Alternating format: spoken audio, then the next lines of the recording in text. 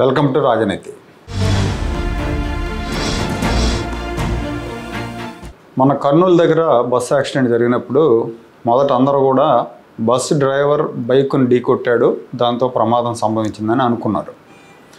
పోలీసుల విచారణలో ఈ బైక్ వెనకాల ఎవరైతే కూర్చున్నారో బైక్ నడిపిన శివశంకర్ ఫ్రెండ్ ఎర్రిస్వామి అనే అతను వెనకాల కూర్చున్నాడు. అతను ఆ యాక్సిడెంట్లో సర్వైవ్ అయ్యాడు. అతన్ని పట్టుకొని విచారించినప్పుడు బైక్ని ఎవరు ఢీకొట్టలేదు, బైక్ స్కిడ్ అయింది, లైట్గా వర్షం పడుతున్న మూలంగా స్కిడ్ అయ్యి డివైడర్ను గుద్దుకొని పడిపోయాం. శివశంకర్ తలకు బలమైన గాయం తగలటంతో అతను చనిపోయాడు. నేను అక్కడి నుంచి వెళ్ళిపోయాను, డెడ్ బాడీని పక్కకు లాగని చెప్పాడు. దీన్ని బట్టి ఆల్రెడీ ముందే బైక్కి యాక్సిడెంట్ అయింది. రోడ్డు మీద పడ్డ బైక్ని బస్సు గుద్దేసి లాక్కెళ్ళటంతో పెట్రోల్ ట్యాంక్ మూత ఊడిపోయి నిప్పురవ్వలు ఎగసిపడి అగ్ని ప్రమాదం జరిగింది అని ఒక అంచనాకు వచ్చారు. ఈ ఘటన జరిగిన తర్వాత పోలీసులు చాలా స్పీడ్గా స్పందించారు.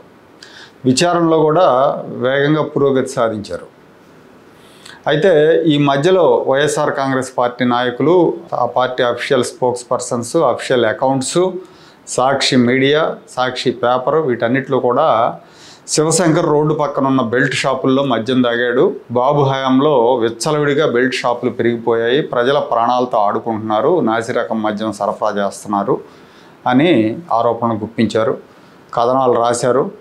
శివశంకర్ బెల్ట్ షాపులో మందు తాగి బండి నడపడం మూలంగానే 20 మంది ప్రాణాలు పోయాయని ప్రచారం చేశారు. ఏ ఘటన జరిగినా కూడా దాని మీద దుష్ప్రచారం చేయటం అనేది వీళ్ళకి వెన్నతో పెట్టిన విద్య.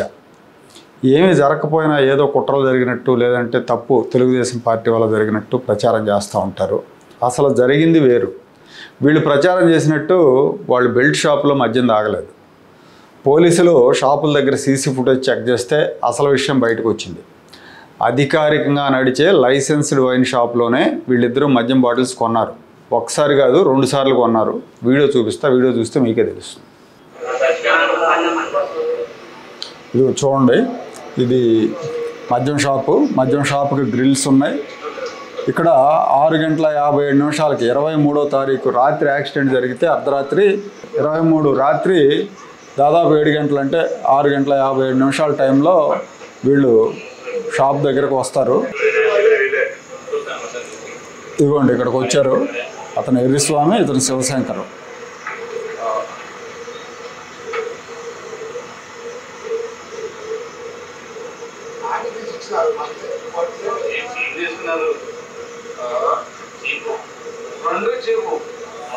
రెండు బాటిల్స్, 2 క్వార్టర్స్ చీప్ లిక్కర్ తీసుకున్నారు, వెళ్ళిపోయారు. 6:58 ఇది కొనుగోలు చేశారు. ఆ తర్వాత మళ్ళీ వచ్చారు. 8:25 టైంలో వచ్చారు. మనం టైం కోడ్ చూడవచ్చు ఇక్కడ.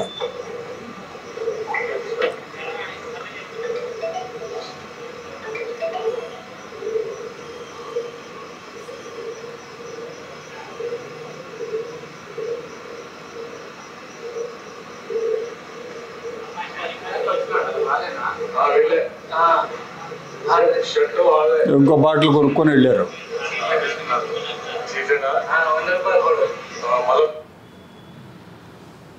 అంటే ముందు 6:58 టైంలో వచ్చి 2 క్వార్టర్స్ తీసుకెళ్ళారు. ఆ తర్వాత మళ్ళీ 8:30 వచ్చి ఇంకో క్వార్టర్ తీసుకెళ్ళారు.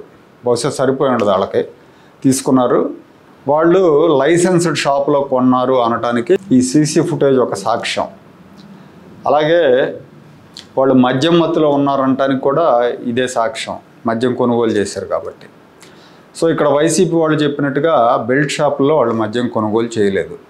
మద్యం మత్తులో బయలుదేరిన వీళ్ళు బండి మీద నుంచి పడ్డారు. కానీ వేమూరి కావేరి ట్రావెల్స్ బస్సు ఢీ కొనకముందే ఈ బైక్ని వేరే వాహనం ఢీ కొట్టింది.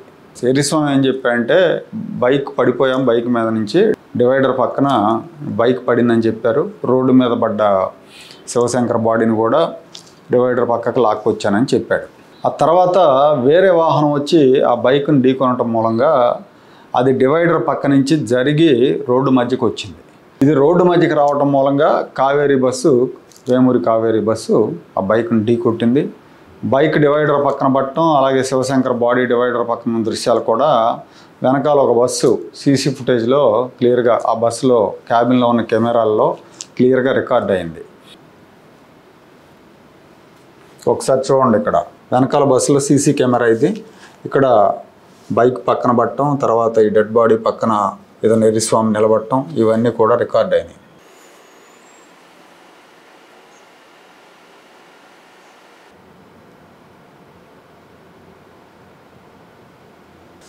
ఈ సీసీ ఫుటేజ్ని బట్టి బైక్ మొదట డివైడర్ పక్కన, ఆ తర్వాత డివైడర్ మధ్యకు వచ్చినట్టుగా అర్థమవుతుంది.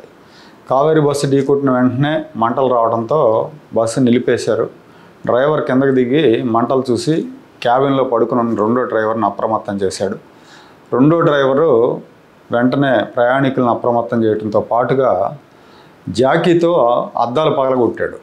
బస్సు డోర్ లాక్ అవటం మూలంగా అద్దాలు పగలగొట్టేశాడు. ఇతని వల్ల కొంత ప్రాణ నష్టం తగ్గిందని డిఐజీ కోయ ప్రవీణ్ చెప్పారు.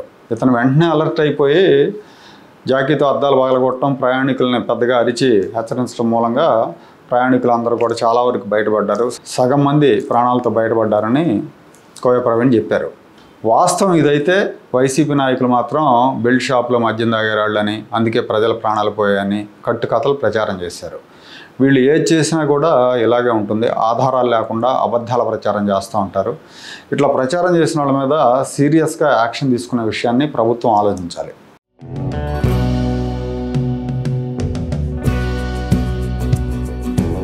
Like, share and subscribe to Rajaniti channel.